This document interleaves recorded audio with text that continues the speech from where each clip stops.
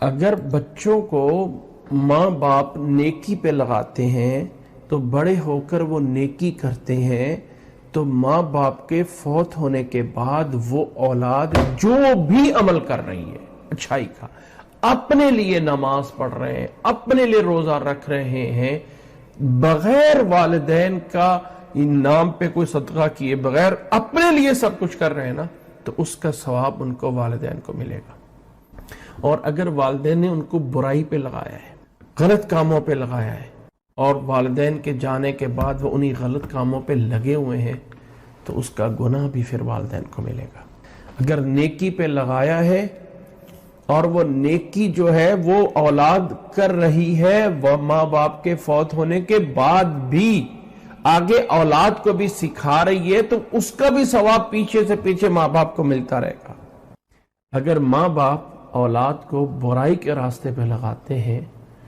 تو ماں باپ کے بعد وہ برائی بھی ماں باپ کو ملتی، اور اگر ماں باپ کا اس میں قصور نہیں ہے، انہوں نے اپنی طرف سے اچھائی کرنے کی کوشش کی لیکن اولاد پھر بھی بگڑ گئی، ٹھیک ہے، اپنی طرف سے کوشش کی ہے، اولاد پھر بھی بگڑ گئی، تو اس میں ماں باپ کا قصور نہیں ہے، اس پہ ماں باپ کا کوئی قصور نہیں۔ لیکن یہ ضرور ہے کہ وہ جو نیکی ملنی تھی نا ماں باپ کو، اس سے وہ محروم ہو گئے۔ اگر بچپن سے کوشش کرتے نا اس پہ ان کو صحیح طرح لے جانے کی، تو شاید وہ بہتر چل جاتے۔ بچپن میں ہم اولاد کو ڈھیلا چھوڑ دیتے ہیں، جو کر رہے کرنے دو، جب وہ جوان ہو جاتے ہیں تو پھر ان کی برائیاں جو ہے اس پہ کڑتے ہیں۔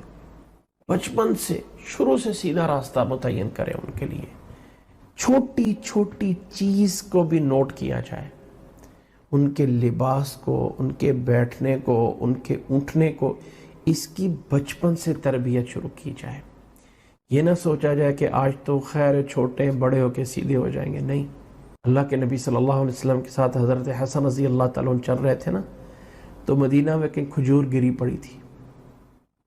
وہ اٹھا کے منہ میں ڈال لی۔ نبی صلی اللہ علیہ وسلم نے یہ نہیں کہا کہ بچہ ہے اس کو کیا پتا، خیر اس نے کھا لی، یہ تو اس کے انگلی ڈال کے منہ سے کھجور نکال دی تھی، اس کی منہ سے انگلی ڈال کے کھجور نکال دی تھی کہ کہیں یہ کوئی صدقے کی نہ ہو۔ اللہ تعالی ہمیں اپنی اولاد کو صحیح راستے پہ لگانے کی توفیق عطا فرمائے، اور اللہ تعالی ہماری اولادوں کو ہمارے لیے جو ہے صدقہ جاریہ بنائے۔